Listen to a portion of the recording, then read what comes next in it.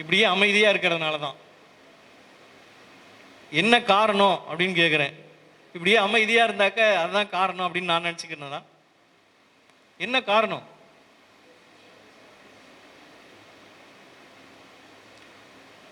வாசிங்க 2 கொரிந்தியர் 4ஆம் அதிகாரம் 4ஆம் வசனம்.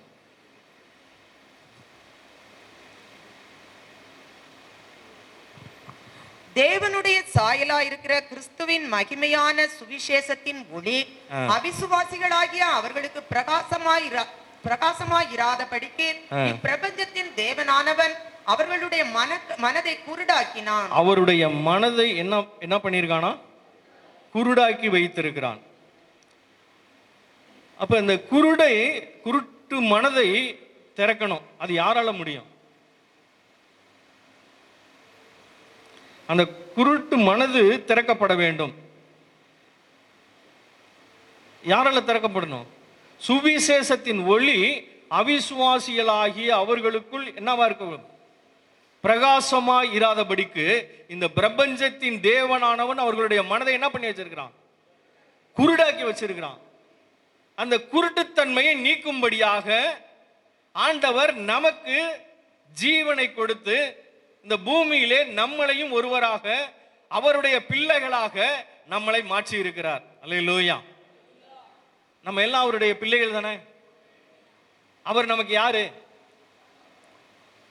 அவரு புதிய ஏற்பாட்டில் நமக்கு அவர் தகப்பன், அவர் நமக்கு பிதா. பழைய ஏற்பாட்டு காலத்தில் அவங்களுக்கு பிதா யாரு? ஆபிரகாம், ஈசாக்கு, யாக்கோபு, அவங்க எல்லாமே அவங்களுக்கு முற்பிதாக்கள், அவங்களுக்கு பிதா. ஆனால் நமக்கு அப்பா பிதாவே என்று கூப்பிடத்தக்க புத்திர சுவிகார பாக்கியத்தை நமக்கு கொடுத்திருக்கிறார். யோவான் 1ஆம் அதிகாரம் 12வது வசனத்துல அவன் நாமத்தின் மேல் விசுவாசம் உள்ளவர்களாய் ஏற்றுக்கொண்டவர்கள் எத்தனை பேர்களோ அத்தனை பேர்களும் தேவனுடைய பிள்ளைகளாகும்படிக்கு அதிகாரம் கொடுத்திருக்கிறார். அன்பு தேவ பிள்ளைகளே, நமக்கு என்ன கொடுத்திருக்கிறாரு? அதிகாரம். என்ன அதிகாரம்? அவருடைய பிள்ளைகளாக அதிகாரம் கொடுத்திருக்கிறார். ஆகவே நம்ம பிள்ளைகளாக அதிகாரம் கொடுக்கிறார் அப்படின்னாக்க நம்ம என்ன பண்ணணும்? அந்த அப்பா பிரியப்படுகிறத என்ன பண்ணணும்? செய்யணுமா செய்ய வேண்டாமா? செய்ய வேணும். ஆகவே அவர்களுடைய மனக்கண்களை திறந்தருளும்படியாக நம்ம தேவனிடத்துல மன்றாடி ஜெபிக்கிறவர்களாக இருக்க வேணும். அதனாலதான் அவங்களுடைய மனது குருடாய் இருக்கிறதுனாலதான். கண்ணு குருடானா பரவாயில்ல, யாரு என்னன்றது தெரியாது, கலர் தெரியாது. ஆனால் அவர்களுடைய மனது என்ன பண்ணப்பட்டிருக்கிறது? குருடாக்கப்பட்டிருக்கிறது. அந்த குருட்டுத்தன்மை நீங்கும்படியாக நம்ம திறப்பின் வாசல்ல நிக்க ஆண்டவர் நமக்கு அருள் புரிவாராக. அல்லேலூயா. ஒரு காரணம், அவருடைய மனது குருடாய் இருக்கிறதுனாலதான் அவங்க என்னென்னமோ தெய்வத்தை வணங்குறாங்க. அவர்கள் தன்னுடைய சரீரத்தை கெடுத்து கொண்டிருக்கிறாங்க. தீச்சட்டி தூக்குறது, இதெல்லாம் முகத்துல எல்லாம் கிழிச்சுக்கிறது, குத்திக்கிறது, அதெல்லாம் எதனால? அது மாத்திரம் இல்ல, நார்த் இந்தியால எல்லாம் மாட்டோட சாணத்தை சாப்பிடுறாங்க, கோமியத்தை குடிக்கிறாங்க. இதெல்லாம் எதனால நடக்குது? அவருடைய மனது குருடாக்கப்பட்டிருக்கிறது. அன்பு தேவ பிள்ளைகள், அந்த குருட்டுத்தன்மை நீங்கும்படியாக நம்ம ஜெபிக்கணும். 2வது மத்தேயு 9ஆம் அதிகாரம் 35 வசனத்திலிருந்து வாசிங்க.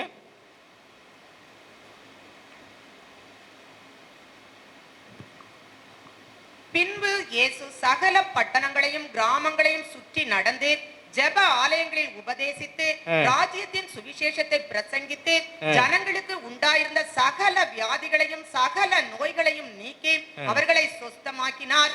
அவர் திரளான ஜனங்களை கண்ட பொழுது அவர்கள் மேய்ப்பனில்லாத ஆடுகளைப் போல தொய்ந்து போனவர்களும் சிதறப்பட்டவர்களுமாய் இருந்தபடியால் அவர்கள் மேல் மனதுருகி தம்முடைய சீஷர்களை நோக்கி அறுப்பு மிகுதி வேலையாட்களோ கொஞ்சம் ஆதலால் அறுப்புக்கு எஜமான் தமது அறுப்புக்கு வேலையாட்களை அனுப்பும்படி அவரை வேண்டிக் கொள்ளுங்கள் என்றார். ஆமென். இப்ப அறுப்பு மிகுதியா இருக்கிறது. 145 கோடிக்கு மேல மக்கள் ஜனத்தொகை இருக்கிறாங்க. ஆனால் இயேசுவை அறிந்து கொள்றது 3%. அன்பு தேவ பிள்ளைகளே, இது ஒரு துக்ககரமான காரியம் இல்லையா? நானும் ஒரு 6 வருஷமா நான் இந்த சபைக்கு வரேன்னு நினைக்கிறேன். ஆமா, 4 5 டைம் வந்திருக்கிறேன். ஆனா இந்த இப்ப இருக்கிற ஸ்ட்ரென்த் தான் அப்பையில இருந்து இருக்குது. என்ன காரணம்னு எனக்கு தெரியல. என்ன காரணம்? நீங்க தான் சொல்லணும். அறுப்பு மிகுதியா இருக்கிறது. ஜனத்தொகை எத்தனையோ பேர் இருக்காங்க பாண்டிச்சேரியில. உங்க வீட்டுக்கு பக்கத்துல எத்தனையோ பேர் இயேசுவை அறியாதவங்க இருக்கிறாங்க. ஆண்டவர் நம்மளை பார்த்து கேட்கிறார், அறுப்பு மிகுதியா இருக்கிறது, வேலையாட்களும் கொஞ்சம். யாரை பார்த்து கேட்கிறாரு? யாரை பார்த்து சொல்றாரு இத? சீசர்களை பார்த்து. அப்ப நம்ம யாரு? 20 வருஷமா, 15 வருஷமா, 10 வருஷமா, 5 வருஷமா நம்ம சபைக்கு வந்துகிட்டு இருக்கிறோம். நம்ம யாரா இருக்கிறோம்? சாதாரண விசுவாசியா இருக்கிறோமா? அன்பு தேவ பிள்ளைகளே, நம்ம ஆண்டவருக்கு கணக்கு ஒப்புவிக்க வேண்டியதா இருக்கிறது. ஆண்டவர் நம்மளை பார்த்து கேட்கிறாரு, உன் வீட்டு பக்கத்துல எத்தனையோ பேர் என்னை அறியாமல் இருக்கிறாங்களே, நீங்க என்ன பண்றீங்க? ஆகவே சுவிசேஷம் அறிவிப்பது நம்மேல் விழுந்த கடமையா இருக்கிறது. அல்லேலூயா. சுவிசேஷம்னா என்னங்க? சுவிசேஷம்னா என்ன? வாசிக்கலாம். 2 தீமோத்தேயு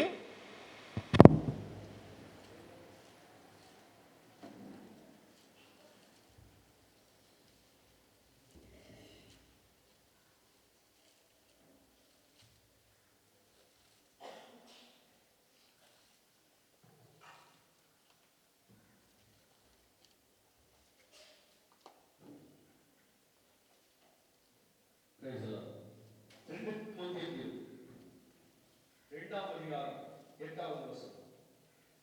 தாவீதின் சந்ததியில் பிறந்த இயேசு கிறிஸ்து என் சுவிசேஷத்தின்படியே மரித்தோரிலிருந்து எழுப்பப்பட்டவர் என்று நினைத்துக் கொள்.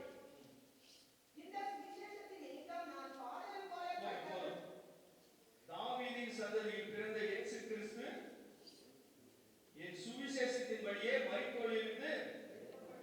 தாவீதின் சந்ததியில பிறந்த அவர் பிறப்பு ஒரு சுவிசேஷம், அவர் மரித்தது ஒரு சுவிசேஷம். அவர் பிறந்தது யாருக்காக பிறந்தார்? நமக்காக பிறந்தார். முதல் மனிதர்களுக்கு இயேசுவை பற்றி அறிவித்தது யாருன்னு சொல்லுங்க பார்க்கலாம். முதல்ல இயேசுவை பற்றி மனிதர்களுக்கு அறிவித்தது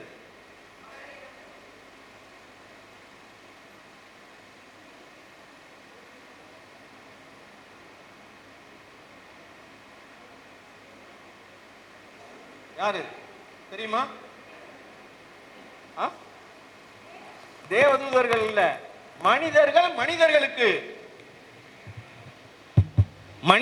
மனிதர்களுக்கு அறிவித்தது.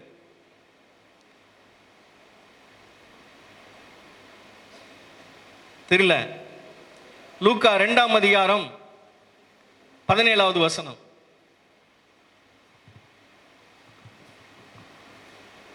கண்டு அந்த பிள்ளையை குறித்து முதல் வசனமும் வாசிங்க. 16 17. தீவிரமாய் வந்து மரியாளையும் யோசேப்பையும் முன்னணியிலே கிடத்தியிருக்கிற பிள்ளையையும் கண்டார்கள். கண்டு அந்த பிள்ளையை குறித்து தங்களுக்கு சொல்லப்பட்ட சங்கதியை பிரசித்தம் பண்ணினார்கள். ஆமென். யார் சொன்னது? யார் சொன்னது? மேய்ப்பர்கள் இயேசுவை பிள்ளையை குறித்து பிரசித்தம் பண்ணார்கள் அப்படின்னு சொல்லப்பட்டிருக்கிறது. மேய்ப்பர்கள் எப்படியாப்பட்ட சூழ்நிலையில இருந்திருப்பாங்க? அவர்கள் இயேசுவை பற்றி அறிவித்தாங்க. அன்பு தேவ பிள்ளைகளே, நம்மளை பார்த்து எனக்காக உங்களுக்காக நான் பிறந்திருக்கிறேன், உங்களுக்கு நற்செய்தியை அறிவிக்கிறேன்னு தேவதூதர்கள் அந்த சீசர்களுக்கு சொன்னதை, மேய்ப்பர்களுக்கு சொன்னதை, நமக்காக பிறந்திருக்கிறார், நமக்காக பிறந்து நமக்காக மரித்த இயேசு, அவரை பற்றி சொல்லுவதுதான் என்னது? சுவிசேஷமாயிருக்கிறது. 1 தீமோத்தேயு 1ஆம் அதிகாரம் 15வது வசனத்துல கூட வாசிக்கலாம்.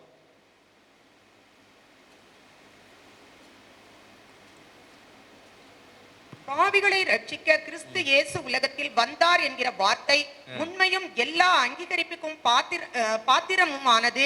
அவர்களில் பிரதான பாவி நான். ஆமா, அன்பு தேவ பிள்ளைகளே, இயேசு கிறிஸ்துவினுடைய பிறப்பு ஒரு சுவிசேஷம், அவருடைய மரித்தல் ஒரு சுவிசேஷம், இறப்பு ஒரு சுவிசேஷம், அவருடைய உயிர்ப்பு ஒரு சுவிசேஷம். அல்லேலூயா.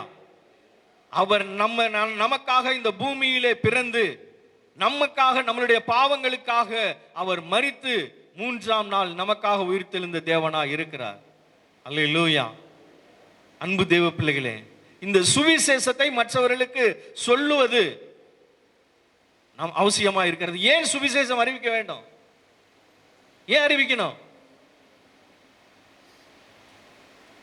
1 கொரிந்தியர் 9ஆம் அதிகாரம் 16, 17 வசனம் வாசிங்க.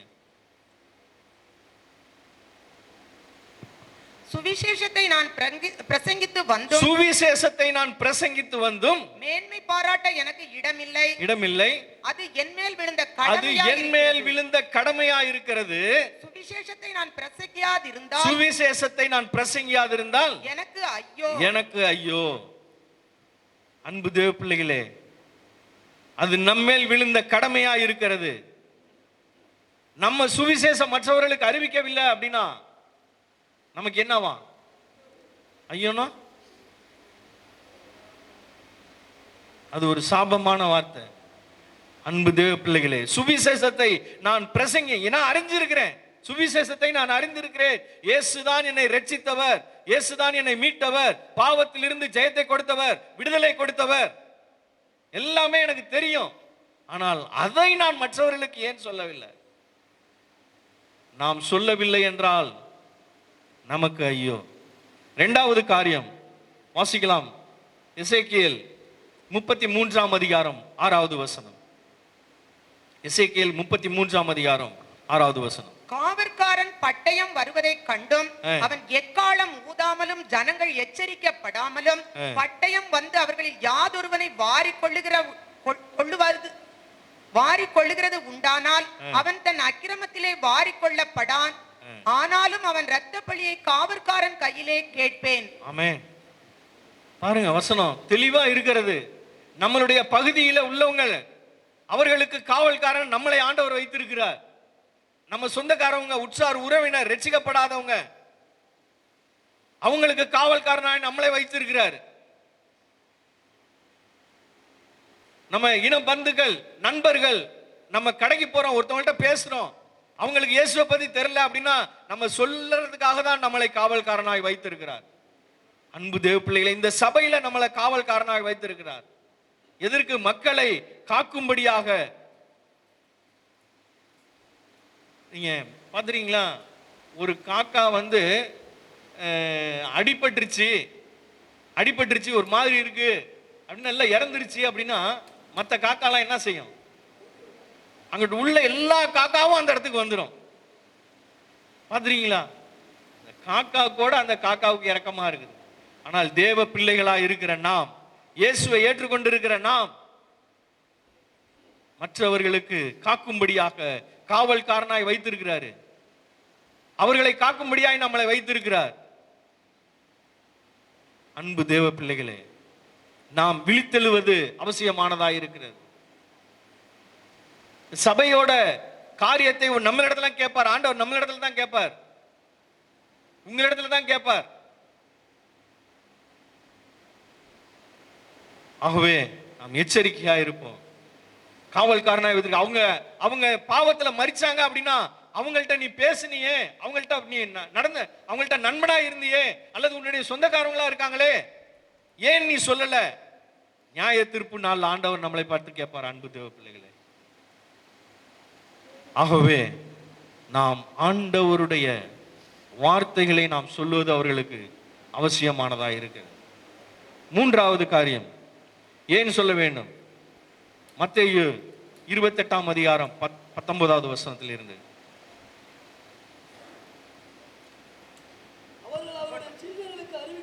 ஆகையால் நீங்கள் புறப்பட்டு போய் ஆ. சகல ஜாதிகளையும் சீஷராக்கி ஆ. பிதா குமாரன் பரிசுத்தாவின் நாமத்திலே அவர்களுக்கு ஞானஸ்நானம் கொடுத்து நான் உங்களுக்கு கட்டளையிட்ட யாவையும் அவர்கள் கைக்கொள்ளும்படி அவர்களுக்கு உபதேசம் பண்ணுங்கள். இதோ உலகத்தின் முடிவு பரியந்தம் சகல நாட்களிலும் நான் உங்களுடனே கூட இருக்கிறேன் என்றார். ஆண்டவர் சீசர்களை பார்த்து இந்த கட்டளையை கொடுக்கிறார். இந்த கட்டளை எப்ப கொடுத்தது தெரியுமா? கடைசியா சீசர்களுக்கு கொடுத்ததான கட்டளையா இருக்கிறது. பரத்துக்கு ஏறி செல்வதற்கு முன்பதாக சீசர்களுக்கு கொடுத்த கட்டளையா இருக்கிறது. அவர் மரிக்கிறதற்கு முன்பதாக ஒரு கட்டளை கொடுத்தார். அது என்ன தெரியுமா? மரிக்க சிலுவைக்கு போறதற்கு முன்பதாக சீசர்கள் எல்லாரும் ஒண்ணு கூடி, சீசர்கள் எல்லாத்தையும் அழைத்து ஒண்ணு கூடி அவங்களுக்கு திருவிருந்து கம்யூனியன் கொடுத்தார் இல்லையா? கொடுத்துட்டு என்ன சொன்னாரு?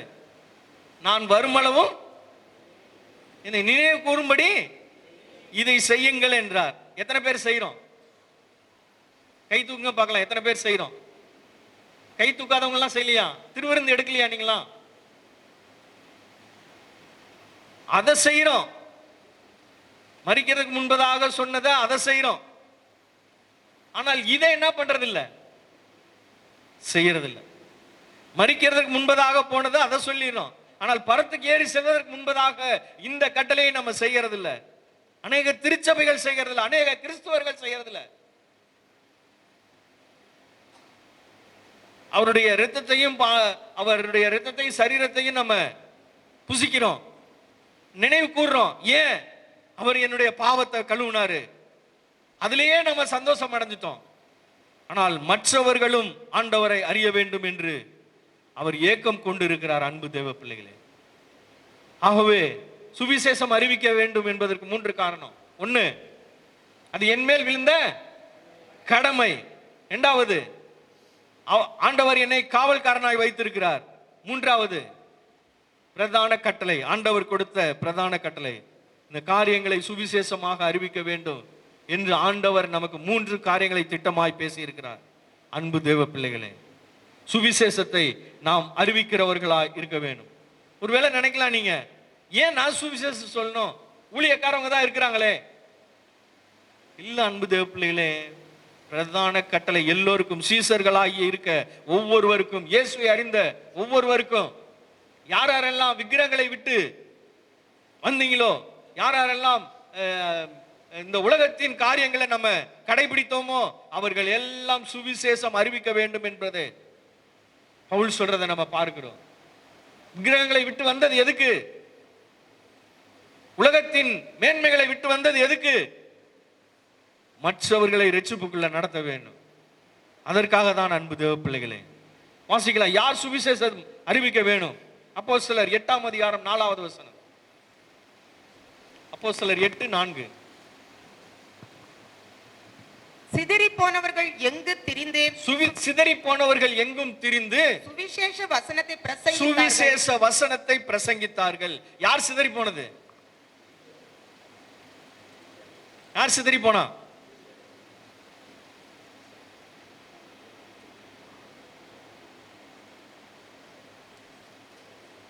சிதறி போனது சீசர்களா?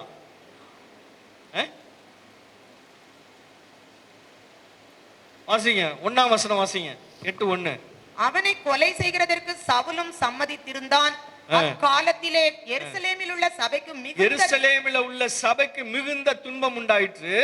அப்போஸ்தலர் தவிர அந்த சபையில அப்போஸ்தலர் மாத்திரம் இருக்கிறாங்க, தவிர மற்ற யாவரும் அந்த சபையில உள்ள மற்ற யாவரும் யூதேயா சமாரியா தேசங்களில் சிதறப்பட்டு போனார்கள். எல்லாரும் சிதறப்பட்டு போனார்கள். அவங்க தான் போய் என்ன பண்ணாங்களாம்? சுவிசேஷம் அறிவிச்சாங்க. எங்க போய் சுவிசேஷம் அறிவிச்சாங்க? அவங்க என்ன நிலைமையில இருந்தாங்க? துரத்தப்பட்டு அகதிகளாக போயிருக்காங்க. ஒவ்வொரு நாட்டுல தேடி போயிருக்காங்க. அவங்கள்ட்ட என்ன இருந்திருக்கும்? சாப்பாட்டு கஷ்டப்பட்டிருப்பாங்க, தங்குற வீட்டுக்கு கஷ்டப்பட்டிருப்பாங்க, எவ்வளவோ பிரச்சனை, உடைக்கு கஷ்டப்பட்டிருப்பாங்க.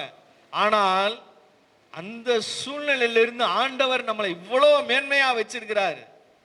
நல்ல உடைய கொடுத்திருக்கிறார், நல்ல நேத்து நான் சாப்பிடவே இல்லைன்றவங்க யாராவது இருக்கீங்களா? இல்ல. இன்னைக்கு நான் போடுறதுக்கு துணியே இல்லைன்னு யாராவது இருக்கீங்களா? இல்ல. தங்கறதுக்கு இடமே இல்லைன்னு யாராவது இருக்கீங்களா? இல்ல. ஆண்டவர் இவ்வளோ மேன்மையை நமக்கு கொடுத்திருக்கிறார். ஆனால் அவர்கள் சிதறப்பட்டு போய்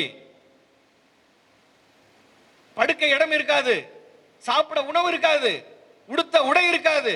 ஆனால் அவர்கள் சிதறி போனவர்கள் எங்கும் திரிந்து, அன்பு நம்மளை எங்கேயும் திரிய சொல்லல. உங்க வீட்டுல பக்கத்துல இருக்கவங்களுக்கு, உங்கள் நண்பர்களுக்கு, உங்கள் உறவினர்களுக்கு, அவர்களுக்கு இயேசுவை பத்தி சொல்லலாமே. எத்தனை பேர் சொல்றீங்கன்னு தெரியல. நீங்க சொல்லியிருந்தீங்கன்னா நேரம் சபை எவ்வளவு பேர் வந்திருப்பாங்க. ஆண்டவர் நம்மளை பார்த்து தாங்க, நம்மளை பார்த்து தான் ஆண்டவர் கணக்கு கேட்பாரு. இந்த சபை யாருடையது? யாருடைய? இந்த சபைக்கு தலை யாரு? இயேசு கிறிஸ்து. நம்மளாம் யாரு? அவயவம். ஒரு அவயவம் கை வேலை செய்யல அப்படின்னா அந்த சரீரம் முழுவதும் என்ன பண்ணணும்? பாடுபடும். அந்த கைக்கு ஒத்தாசையா இருக்கணும். அன்பு தேவ பிள்ளைகளே, நாம் இந்த சபைக்கு ஒத்தாசையா இருக்கணும். ஆண்டவர் நம்மளை பார்த்து கணக்கு கேட்பாரு. நான் உன்னை இத்தனை வருஷம் இந்த சபையில வச்சிருந்தேனே, இத்தனை வருஷம் இந்த சபைக்கு நீ போயிட்டு இருந்திய, நீ எத்தனை பேரை அழைச்சிட்டு போயின? நீ எத்தனை பேருக்கு ஆண்டவரை பத்தி சொன்ன? என்னை பத்தி எத்தனை பேருக்கு சொன்ன? ஆண்டவர் நம்ம இடத்துல கேட்பார். ஆகவே ஆண்டவரத்துல கேட்போம், யார்? ஆண்டவரே, நான் தான் ஆண்டவரே சுவிசேஷத்தை அறிவிக்கிறேன். சொல்லுங்க பார்க்கலாம். இருதயத்துல கை வச்சு சொல்லுங்க, ஆண்டவரே நான் தான் சுவிசேஷத்தை அறிவிக்க வேணும், நான் தான் சுவிசேஷத்தை அறிவிக்க வேணும். ஆண்டவரே, நம்ம சுவிசேஷத்தை அறிவிச்சிட்டோம். சுவிசேஷத்தை அறிவிச்சா அவங்களுக்குள்ள என்ன ஏற்படும்? என்ன ஏற்படும்? மாற்றம் ஏற்படும். விசுவாசிப்பாங்க. விசுவாசிக்க வேண்டும். விசுவாசித்தால் அவங்களுக்குள்ள ஒரு மாற்றம் ஏற்படணும். ரட்சிப்பு கிடைக்கும். தொழுது கொள்ளுவாங்க. விசுவாசம் ஒருத்தருக்கு எப்படி வரும்? விசுவாசம் எப்படி வரும்? ரோமர் ரோமர் எத்தனை பாருங்களேன், அது கூட தெரியல பாருங்க. எது தெரியும்? விசுவாசம் கேள்வினால் வரும். எந்த இடத்துல இருக்குது? ரோமர் 10:17 வாசிங்க. ஆதலால் விசுவாசம் கேள்வியினாலே, விசுவாசம் கேள்வியினால் வரும். கேள்வி தேவனுடைய வசனத்தினாலே, கேள்வி தேவனுடைய வசனத்தினால வரும். அல்லேலூயா. தேவனுடைய வசனத்தை அவர்களுக்கு சொல்லணும், இயேசுவை பற்றி சொல்லணும். அப்பதான் அவங்க கேட்பாங்க. அவங்க கேட்டாதான் என்ன வரும்? விசுவாசம் வரும். விசுவாசம் வந்தாதான் ரட்சிக்கப்படுவாங்க. அவங்களுக்கு விசுவாசம் வரலன்னா ரட்சிக்கப்பட முடியாது. அவங்க கேள்விப்படலன்னா ரட்சிக்கப்பட முடியாது. அதுக்கு மேல உள்ள வசனம் வாசிங்களேன். ஆனாலும் இல்ல 13, 14, 15 வாசிங்க. ஆதலால் கர்த்தருடைய நாமத்தை தொழுது கொள்ளுகிற எவனும் ரட்சிக்கப்படுவான். விசுவாசிச்சா ரட்சிக்கப்படுவான் போட்டிருக்கு. ஆனா இங்க என்ன போட்டிருக்கு? தொழுது கொள்ளுகிறவன் ரட்சிக்கப்படுவான். அடுத்த கீழே வாசிங்க. அவரை விசுவாசியாதவர்கள் எப்படி அவரை தொழுது கொள்வார்கள்? அப்ப தொழுது கொள்ளணும்னா என்ன பண்ணணும்? அவங்க விசுவாசிக்க வேண்டும். தொழுது கொண்டாங்கன்னா அவங்க என்ன பண்ணுவாங்க? ரட்சிக்கப்படுவாங்க, மனம் திரும்புவாங்க. அவரை குறித்து கேள்விப்படாதவர்கள் எப்படி விசுவாசிப்பார்கள்? விசுவாசிக்கணும்னா அவங்க என்ன பண்ணணுமா? கேட்க வேண்டும், கேட்க வேண்டும். அப்ப அவங்க கேட்கணும்னா என்ன பண்ணணும்? பிரசங்கிக்கிறவன் இல்லாவிட்டால் எப்படி கேள்விப்படுவார்கள்? அடுத்தது பாருங்க. அனுப்பப்படாவிட்டால் எப்படி பிரசங்கிப்பார்கள்? அனுப்பப்படாவிட்டால் எப்படி பிரசங்கிப்பார்கள்? உங்களை அனுப்புனாங்களா இல்லையா? என்னை அனுப்பல பாஸ்டர், என்னை பாஸ்டர் அனுப்பல, யாருக்கு சுவிசேஷம் சொல்லக்கூடாதுன்னு பாஸ்டர் சொன்னாங்களா? சொன்னாங்களா யாருக்காவது? இல்ல இயேசு கிறிஸ்து சொன்னாரா, ஐயா என்னை பத்தி யாருக்குமே சொல்லாதீங்கன்னு இயேசு கிறிஸ்து சொன்னாங்களா? என்ன சொன்னாங்க? போய் சுவிசேஷத்தை அறிவிங்கன்னு தான் சொல்லிட்டாங்க. பர்மிஷன் கொடுத்துட்டாங்க. மேலே வானத்திலும் கீழே பூமியிலும் சகல அதிகாரமும் எனக்கு கொடுக்கப்பட்டிருக்கிறது, ஆகையால் நீங்கள் புறப்பட்டு போங்கள். அன்பு தேவ பிள்ளைகளே, ஆண்டவர் நம்மளை அனுப்பிவிட்டாரு. எந்த ஒரு பிரச்சனையா இருந்தாலும் நான் பார்த்துக்கிறேன். ஏன்னா நான் மேலே வானத்திலும் கீழே பூமியிலும் சகல அதிகாரமும் எனக்கு உடையதா இருக்கிறது. ஆண்டவர் சொல்லிட்டாரு. அது மாத்திரமல்ல, நம்ம அப்பா அவரு, நம்மளுடைய பிதா அவரு. அவர் சொல்லிட்டாரு, அதிகாரத்தை கொடுத்துட்டேன் அப்படின்னு சொல்றாரு. நான் ஏன் பயப்படணும்? வேதத்துல நம்ம பார்க்கிறோம், எதுக்கு பயப்படாதீங்கன்னு சொல்றது. உங்களை கொலை செய்யறவங்களுக்கு பயப்படாதீங்க. உங்க ஆத்மா சரீரத்தை கொலை செய்யறவங்களுக்கு பயப்படாதீங்க. பாட்டு நம்ம பாடுறோம், ரத்தமே சிந்தி. எத்தனை பேர் சாட்சிய வாழ்றதுக்கு, ரத்தத்தை சிந்தறதுக்கு ஆயத்தமா இருக்கு? அன்பு தேவ பிள்ளைகளே, நார்த் இந்தியால ஒவ்வொருத்தரையும் வீடு வீடு தேடி கொண்டுகிட்டு இருக்கிறாங்க. நிறைய வெளியில தெரியல. எங்களுடைய சபையில் எங்களுடைய நடத்துறதான ஊழியத்துல 3 பேரை கொலை செய்யறதுக்கு தேடிக்கிட்டு இருக்காங்க. அந்த மாதிரி நிலைமை நமக்கு இல்லை. பாதுகாப்பா இருக்கிறோம். அன்பு தேவ பிள்ளைகளை, இப்பொழுதும் நம்மை ஆண்டவர் பாதுகாத்து கொண்டிருக்கிறார். எதற்காக? இன்னும் அநேகர் ரட்சிக்கப்பட வேண்டும் என்பதற்காக, நம்மளை ஒரு கருவியாக பயன்படுத்த வேண்டும் என்பதற்காக நம்மளை வைத்திருக்கிறார். அன்பு தேவ பிள்ளைகளே, ஆகவே நம்ம பிரசங்க அனுப்பிவிட்டாரு நம்மளை பிரசங்கிக்கும்படியாக. நாம பிரசங்கியாதான் அவங்க கேட்பாங்க. அவங்க கேட்டாதான் ரட்சிக்கப்படுவாங்க. ரட்சிக்கப்பட்டாதான் அவங்க விசுவாசிப்பாங்க. விசுவாசிச்சாதான் தொழுது கொள்ளுவாங்க. இல்ல அப்படின்னா முடியாது. அன்பு தேவ பிள்ளைகளே, ஆண்டவர் நம்மளை பார்த்து கேட்பாரு. ஆகவே நாம் ஆண்டவருடைய நாமத்தை மைமைப்படுத்தும்படியாக, அவருடைய வார்த்தையை கூறும்படியாக ஆண்டவர் நம்மளை தெரிந்து வைத்திருக்கிறார். இது மிகப்பெரிய ஸ்லாக்கியம். அன்பு தேவ பிள்ளைகளே, நம்ம ஆண்டவருக்காக ஊழியம் செய்யறது.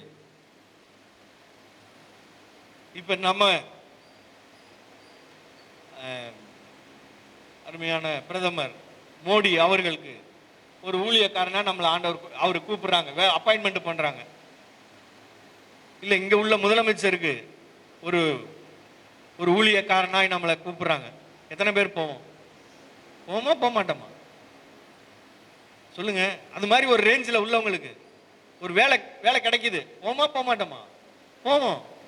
இதுக்கே நம்ம போவோம் அப்படின்னா, மேலே வானம் கீழே பூமி எல்லா அதிகாரமும் அவருடைய வேலையை செய்ய ஆண்டவர் நம்மளை வைத்திருக்கிறார். ஆகவே நம்ம அவருக்கு கீழ்ப்படிந்து, ஆண்டவரே நீங்க சொல்லுங்க, உமக்கு நான் வேலைக்காரனா இருக்கிறதுக்கு நான் சந்தோஷப்படுறேன். என் பகுதியில, என்னுடைய பகுதியில, என்னுடைய ஊர்ல, என்னுடைய இனத்தார், உற்றார், உறவினர், அவர்களுக்கு நான் உம்மை பற்றி அறிவிக்க என்னை ஒப்புக் கொடுக்கிறேன் என்று ஆண்டவரிடத்துல சொல்லணும். அன்பு தேவ பிள்ளைகளே, ஒருவேளை உங்களுக்கு நிறைய கஷ்டமா இருக்கலாம். எப்படி சுவிசேஷத்தை அறிவிக்கிறது, எப்படி தெரியலையே அப்படின்னு இருக்கலாம். சுவிசேஷத்தை எப்படி அறிவித்தாங்க, எப்படி அவங்க சொன்னாங்க, எப்படி சொல்லணும் அப்படின்றது ஒருவேளை தெரியாம இருக்கலாம். அதுக்கு அநேக காரியங்கள் இருக்கிறது. வேதத்திலிருந்து அநேக காரியங்கள், அநேக பயிற்சிகள் இருக்கு. வாசிக்கலாம். 2 பேதுரு 1ஆம் அதிகாரம் 8வது வசனம்.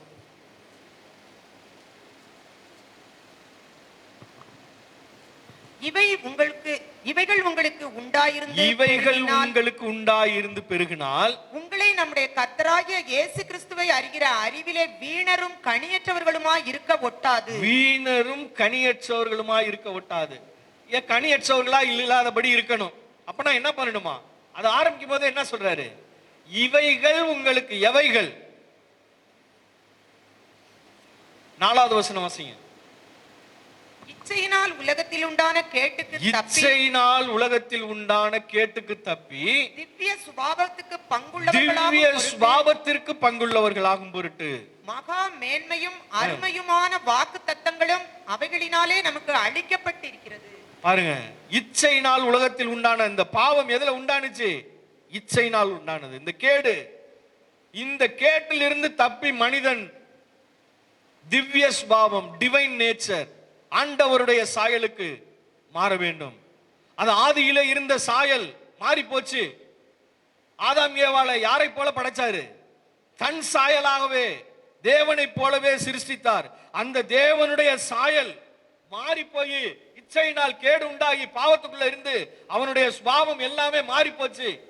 அந்த சுபாவத்தை மீட்டெடுக்கும்படியாக திவ்ய சுபாவத்தில் பங்கடையணும். அந்த சுபாவத்துக்கு போகணும். இந்த கேட்டில் இருந்து தப்பிச்சு இந்த உலகத்தின் காரியங்களுக்கு தப்பி தேவனுடைய சாயலுக்கு போகணும். அப்படி போகலன்னா அவனோட முடிவு என்னது? நரகம். ஒண்ணு தேவனுடைய சாயல் பரலோகத்துக்கு போகணும், தேவனை போல மாறணும், இயேசுவை போல மாறணும். இல்ல அப்படின்னா அவன் எங்க போவான்? நரகத்துக்கு போவான். ரெண்டே வழிதான் ஒரு மனிதனுக்கு, ரெண்டே வழிதான். ஒண்ணு தேவனுடைய சாயல் பரலோகம், இன்னொன்னு நரகம். நரகத்துக்கு யாராவது போக ஆசைப்படுவாங்களா? இல்ல. வேற ஒரு ஆண்டவரை அறியாதவன்ட்ட போய் கேட்டாலும், அப்பா நீ எங்க போற, சொர்க்கத்துக்கு போறியா நரகத்துக்கு போறியான்னா சொர்க்கத்துக்கு தான் போவேன் இல்லையா? ஆனால் யாருமே சொர்க்கத்துக்கு போக முடியாது, யாருமே பரலோகத்துக்கு போக முடியாது. எவ்வளவோ நன்மை செய்தாலும், அவங்க எவ்வளவோ தான தர்மம் பண்ணாலும், அன்புள்ள காரியங்கள் செஞ்சாலும் எங்க போக முடியாது? பரலோகத்துக்கு போக முடியாது.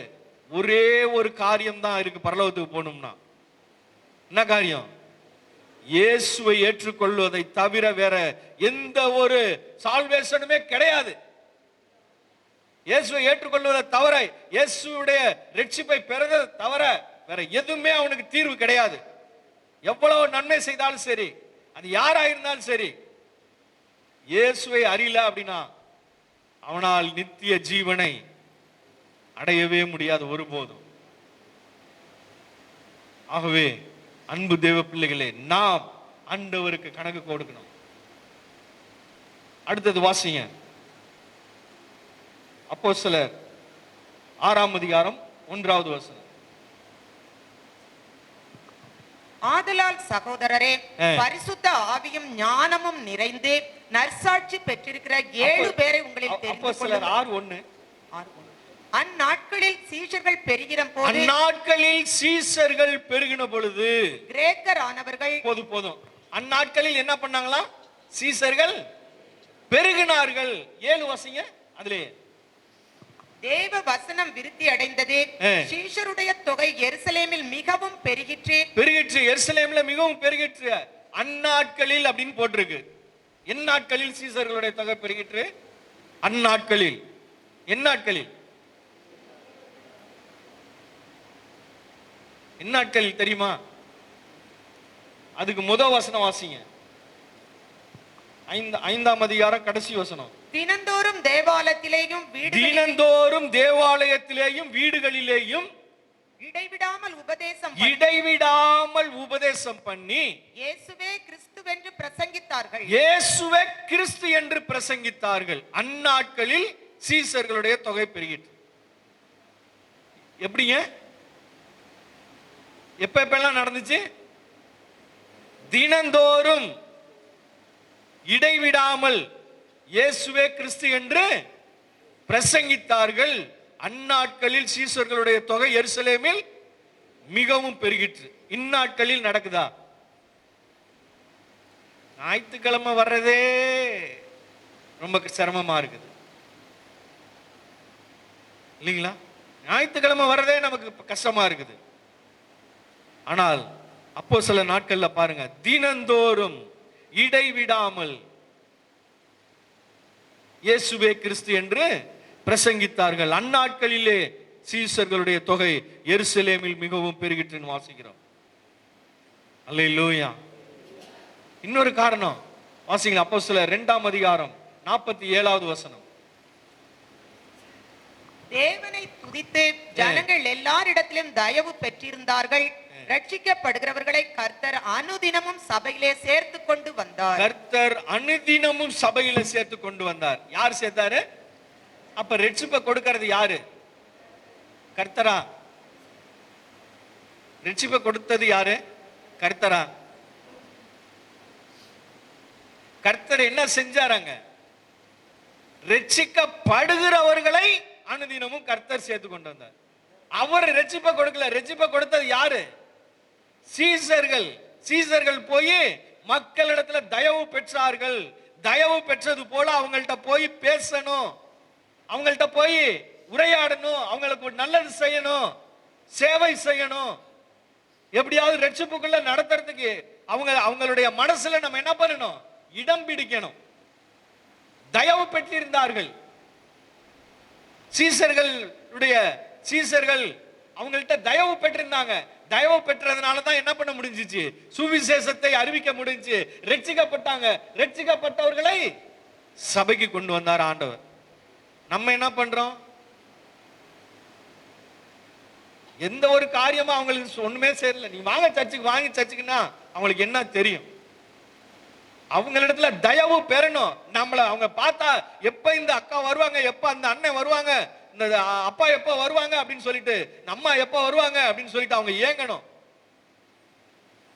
அது மாதிரி உங்களுடைய சுபாவம் மாறி அவங்கள்ட்ட போய் நீங்க இயேசுவை பத்தி சொல்லணும், தயவு பெற வைக்கணும். அததான் சொல்றாரு, இச்சை நாள் உலகத்தில் இப்படி இருக்க இவைகள் உங்களுக்கு உண்டாயிருந்து பெருகினால் நீங்க வீணா இருக்க மாட்டீங்க, கனி கொடுக்கிறவர்களா இருப்பீங்க, கனியற்றவர்களா இருக்க மாட்டீங்க, கனி கொடுத்து கொண்டே இருப்பீங்க. அந்த கனி கொடுக்கணும் அப்படின்னா இவைகள் அப்படின்னு போட்டிருக்கு இல்லையா, ரோமர்ல வாசம் இல்லையா, ரோமர் 2 பேதுரு 1:8 இவைகள் உங்களுக்கு உண்டாயிருந்து பெருகினால் நீங்கள் வீணரும் கனியற்றவர்களுமா இருக்க மாட்டீங்க. இவைகள் அப்படின்னா அது வாசிங்க சகோதரி, 5வது வசனம். இப்படி இருக்க நீங்கள் அதிக ஜாக்கிரதை உள்ளவர்களாய் உங்கள் விசுவாசத்தோடு தைரியம். முதல்ல என்ன இருக்குதுங்க, விசுவாசம். ஒருத்தரை இந்த கேட்டிலிருந்து தப்பிச்சு திவ்ய சுபாவத்துக்கு கொண்டு போகணும் அப்படின்னா விசுவாசம் அவங்களுக்கு வேணும். விசுவாசம் வேணும்னா நம்ம முன்னாடி என்ன சொன்னோம், அவங்க கேள்விப்படணும். அந்த விசுவாசம் முதலாவது தேவனுடைய சாயலை நோக்கி போறதுக்கு, திவ்ய சுபாவத்துக்கு போறதுக்கு முதலாவது படி என்னது, விசுவாசம். அந்த விசுவாசத்தை அவர்களுக்கு கொடுக்க வேண்டும். அந்த விசுவாசத்தை கொடுத்தாதான் அவங்க என்ன பண்ணுவாங்களாம், ரட்சிக்கப்படுவாங்க. அடுத்த தைரியம் ஆங்கிலத்தில் வந்து குட்னஸ், விர்ச்சுன்ற வார்த்தை, நற்செயல், நல்ல குணங்களுக்குள்ள போவாங்க.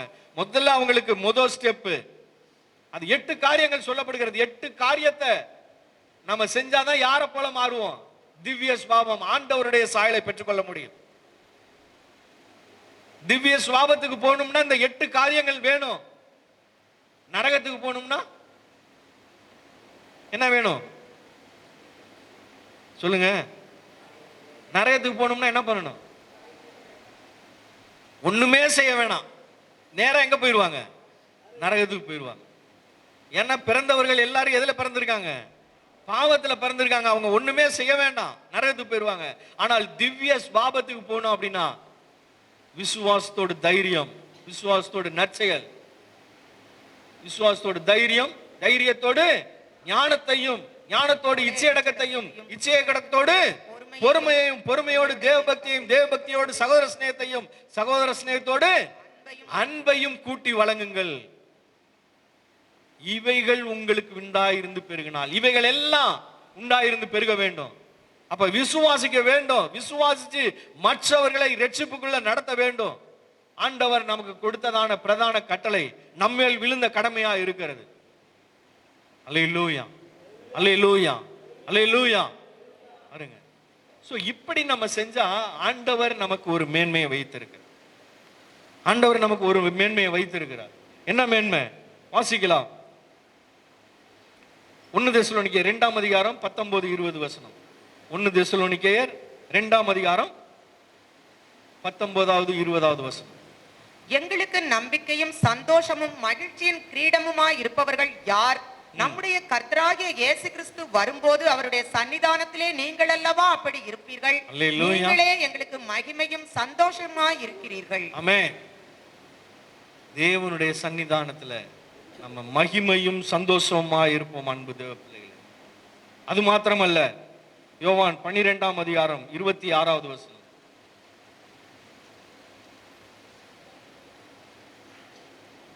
ஒருவன் எனக்கு ஊழியம் செய்கிறவன் ஆனால் என்னை பின்பற்ற கடவன்.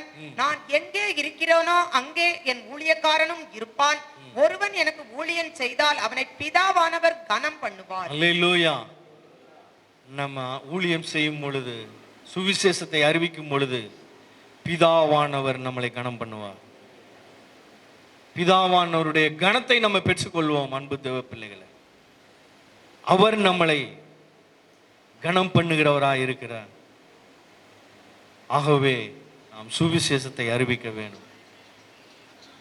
சுவிசேஷத்தை அறிவித்து நாம் தேவனுடைய பிள்ளைகள் என்பதை நிரூபிக்கிறவர்களாய் இருக்க வேண்டும். அன்பு தேவ பிள்ளைகளே, அல்லேலூயா, அல்லேலூயா. ஆகவே நாம் தேவனுடைய பிள்ளைகளாய் இருந்து சுவிசேஷத்தை அறிவித்து அவருடைய இதய துடிப்பை, அவருடைய சித்தத்தை நாம் நிறைவேற்றுகிறவர்களாய் இருக்க வேண்டும். அவருடைய சித்தம் என்ன? 2 தீமோத்தேயு 1 தீமோத்தேயு 2ஆம் அதிகாரம் 4ஆம் வசனம். 1 தீமோத்தேயு 2ஆம் அதிகாரம் 4ஆம் வசனம்.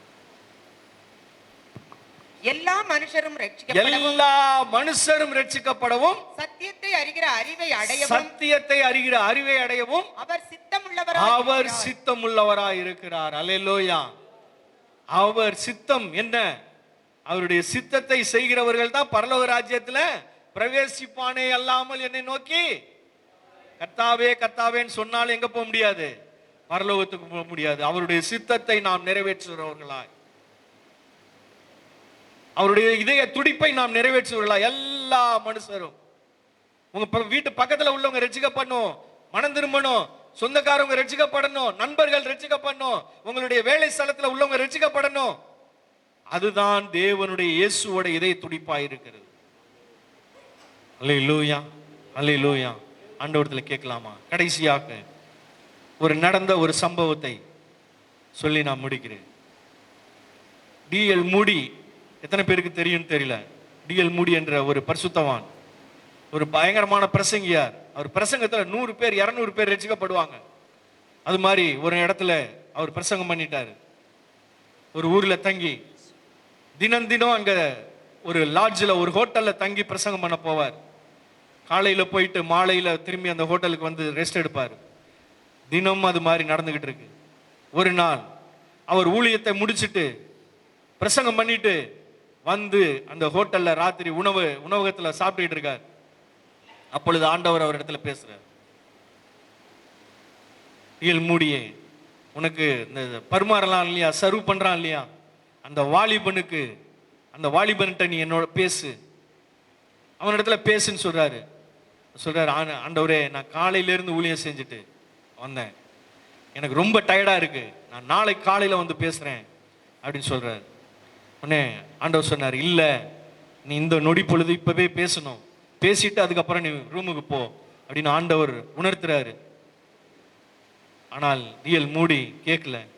ஆண்டவரே, நாளைக்கு கண்டிப்பா வந்து முதல் காரியமா அவன்கிட்ட பேசுறேன் அப்படின்னு சொல்லிட்டு அவர் ஹோட்டலுக்கு போய் ரூம்ல போய் ஸ்டே தங்கிட்டு இரவு நல்லா தூங்கிட்டு காலையில வராரு. அந்த ஹோட்டல் கீழே அந்த உணவகம் ஃபுல்லா ஒரே கூட்டமா இருக்கிறது. என்ன அப்படின்னு சொல்லிட்டு போய் பார்த்தா, அவனுக்கு சர்வ் பண்ணது அந்த பையன், வாலிபன், தற்கொலை பண்ணிக்கிட்டான். அவருடைய உள்ளமே உடைஞ்சு போய், ஆண்டவரே நீங்க சொன்னதை கேட்கலையே அப்படின்னு சொல்லிட்டு இருக்கும்போது அவருக்கு ஒரு தரிசனம் மாறி, அந்த நியாய தீர்ப்பு நாள்ல டிஎல் மூடி நிற்கும் பொழுது, அந்த வாலிபன் பரலோகத்துல நியாய தீர்ப்பு நாள்ல நிற்கும் பொழுது டிஎல் மூடி பரலோகத்துல இருக்கிறார். அவன் நரகத்தை நோக்கி போறான். போகும்போது டிஎல் மூடியை பார்த்து சொல்றான், நீ எனக்கு அன்னைக்கு ஆண்டவர் சொன்னப்ப நீ என்கிட்ட பேசியிருந்தீனா, நீ நிக்கிற இடத்துல நான் நின்றுப்பேன். நான் இங்க நரகத்துக்கு போறது காரணம் யாரு? நீதான் அப்படின்னு சொல்லிட்டு போகும்போது அவர் உள்ளம் உடைஞ்சவராக மனம் கசந்து அழுது ஆண்டவர் இடத்துல மன்னிப்பு கேட்டார். அன்பு தேவ பிள்ளைகளே, நீங்கள் பார்க்கிற எத்தனை பேர் குடியினாலும் உலக காரியங்களினாலும் ஆண்டவரை மறந்து இயேசுவை அறிந்து கொள்ளாதபடி மாண்டு போறாங்க. ஆண்டவர் உங்களிடத்துல கணக்கு கேட்கப்பாரு. நியாய தீர்ப்பு நாள் ஆண்டவர் நம்மளிடத்திலையும் இந்த டிஎல் மூடியை போல நாமளும் ஒரு நாள் நிற்க போகிறோம். இவ்வளவு பிரசங்கம் கேட்டோமே, இவ்வளவு பேர் வந்து அறிவிக்க சொன்னாங்களே, ஒண்ணுமே செய்யாம இருந்தோமே, இந்த நியாய தீர்ப்பு நாள் ஆண்டவர் நம்மளை பார்த்து கணக்கு கேட்க போறார். அன்பு தேவ பிள்ளைகளே, யாவரும் எழுந்து நின்று இப்பொழுது ஒப்பு கொடுப்போம். ஆண்டவரே, தீர்மானம் எடுப்போம். நான் சுவிசேஷத்தை அறிவிக்க எனக்கு ஒரு வாய்ப்பை தாருங்க ஆண்டவரே. இந்த உலகத்திலே எனக்கு வாய்ப்பை கொடுத்திருக்கிறீங்க, நீங்க உதவி செய்யும்படியாய் உம்மிடத்திலே நாங்கள் வருகிறேன் ஆண்டவரே. ஹல்லேலூயா, ஹல்லேலூயா, ஹல்லேலூயா.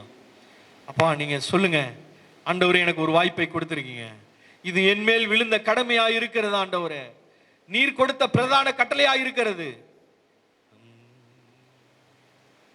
சொல்லலாமா? சுவிசேஷ பாரம் ஒன்றே என் சுமையாக மாற வேண்டும். சொல்லலாம். பாரம் ஒன்றே என் சுமையாக மாற வேண்டும். என் தேச எல்லையெங்கோ ஓம் நாமம் சொல்ல வேண்டும். என் தேச எல்லையெங்கோ உந்தன் நாமம் சொல்ல வேண்டும். ஆராதனை ஆராதனை ஆராதனை ஆராதனை ஆராதனை ஆராதனை ஆராதனை ஆராதனை அன்பரே சுராஜனுக்கே ஆவியான தேவனுக்கே. ஆமாண்டவரே, சுவிசேஷ பாரத்தை எங்களுக்கு இப்போது கொடுத்திருக்கீங்க, அதன்படி செய்ய எங்களை ஒப்புக் கொடுக்கிறோம், அர்ப்பணிக்கிறோம் ஆண்டவரே. இயேசுவின் நாமத்தில் பிதாவே, ஆமென், ஆமென்.